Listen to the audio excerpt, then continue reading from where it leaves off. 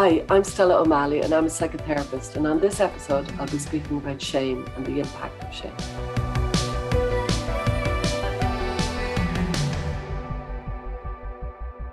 Well, today we're going to be talking a bit about shame. And my first question really is, what is shame? Well, shame is a toxic feeling of kind of humiliation and embarrassment and distress that kind of, it envelops the whole body. And you literally feel everything about you is wrong because you've done one thing wrong. And, it's from the origin of the species insofar as it's a survival instinct because you need to kind of fall in with cultural norms. And so that you don't do extraordinarily transgressive behavior like murder or rape, shame keeps us within the culture, within society. But when we feel ashamed for minor events, it's completely toxic. So how does shame feel? It's amazingly physical. It's your whole body that is being attacked when you feel ashamed. And so you feel you go red, even if some people do go red, some people don't actually go red, but you're feeling like you're red. It's like your whole blood has suddenly got hot. You feel sweaty and you've got this extraordinary feeling of nobody look at me. You know what I mean? It's literally like, get me away. And that's what shame is. Don't forget, it's a feeling of you've looked at my heart, you've looked at myself, my true self, and you've said, no, you're not good. And that's exactly what feels like happened. Now, that's not necessarily what has happened, but that's what feels like happened. A lot of the time, people think of shame and guilt as the same thing, but how are they different from one another? Well, they are different, and I'm really glad you've asked me because, see, shame, it's a whole body. Everything about me is wrong. I'm ashamed of myself. Guilt is related to a specific event. So I feel guilty that, I didn't celebrate my mother's birthday. I didn't give her a present. And you can be guilty about an event, and that can propel you to better action. And so you can end up doing nice things as a result of feeling guilty. And it can kind of be a motivator to be a better person because it's about the event. You feel guilty about the event, and then you try to do better. Shame is about the self.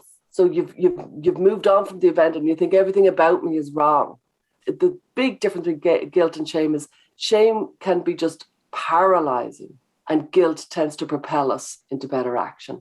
So guilt is a much better emotion. If you want to pick one or the other, go for guilt. Honestly, because you'll do better, you'll act better. It's more of a motivator. Shame just cripples us. And where do you think that this sort of inner voice of shame comes from?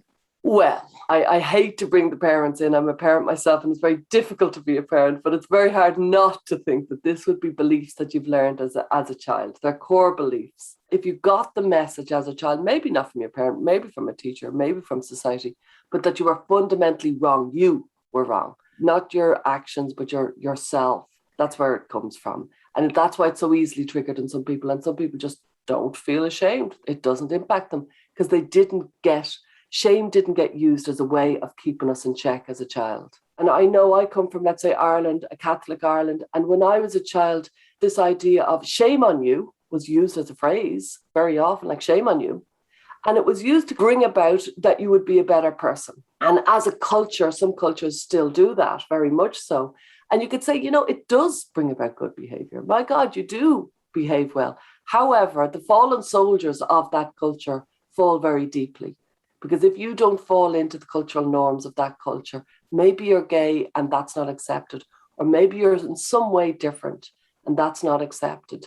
Well, then that is incredibly toxic for the people. And the fallout on the individual can be absolutely devastating. And so we're trying to live in a society that has left behind that way of bringing about good behavior and trying to entice good behavior. I feel like shame is epidemic in our culture. We feel ashamed for the way we look, for the food we eat, for the grades we get, for crying when we're feeling sad, for so many things. How can we counter this? What is the antidote, do you think, to shame?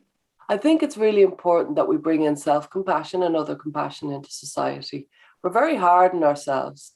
I work as a psychotherapist, and so often with the clients I work with, we talk about their inner voice, their critical inner voice. And time and again, that critical inner voice is so harsh, so vicious. The way we speak to ourselves can be more shaming than anybody else. So somebody else tries to shame us, and rather than sticking up for ourselves like we would a friend, we think they're right. And off our critical voice goes into real dark spaces. So a culture of self-compassion and other compassion would really help to kind of move against this culture of shaming that has really gotten legs in the last 10 years or so. A nice rule of thumb can be to talk to yourself, if at all possible, as you would talk to your friend. If you could just do that, no more than that, what would you say to your friend if that happened? How would you speak to them? For those people listening, many of them will be on social media and aware of this kind of public shaming. Is there a way that they can counter this culture of shame on social media? Lots of brilliant things arrived with social media, but one thing that arrived was shaming, public shaming.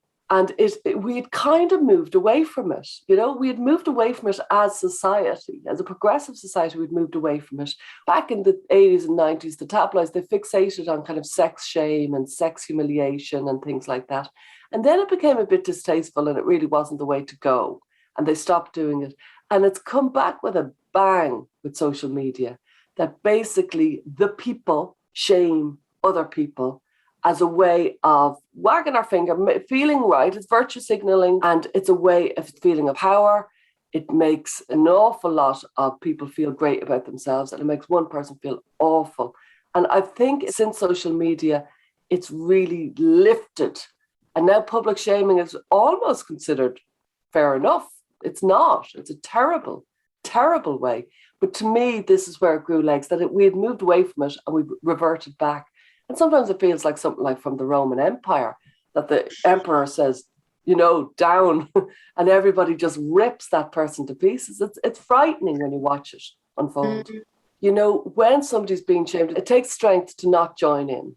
If somebody famous is getting piled on and you think of something funny and you know that you'll get loads of likes and loads of followers if you say it, don't say it. The same with the kid in your class. It's so easy to say the funny thing and you're part of it. You know, you're either part of the problem or you're part of the solution. Not to join in is number one. And number two is to say something nice. You don't have to take on the attackers. What you do is say something nice. And all you have to do is humanize the person who's targeted. And you do that by talking to them or standing beside them. How can somebody get help if they are feeling this deep sense of shame? I think it's essential. If somebody feels shamed, they should seek help, because it's very hard to get out of it on your own and you can really go into very dark places. So, you know, go and seek out services, go to your GP, ask for a psychotherapist or a counsellor, or go to your school services and ask. You might only need a couple of sessions just to kind of frame what has happened. But without it, you could really tumble into a much worse spiral, or it could trigger old things that you really don't need triggered. So I really recommend it.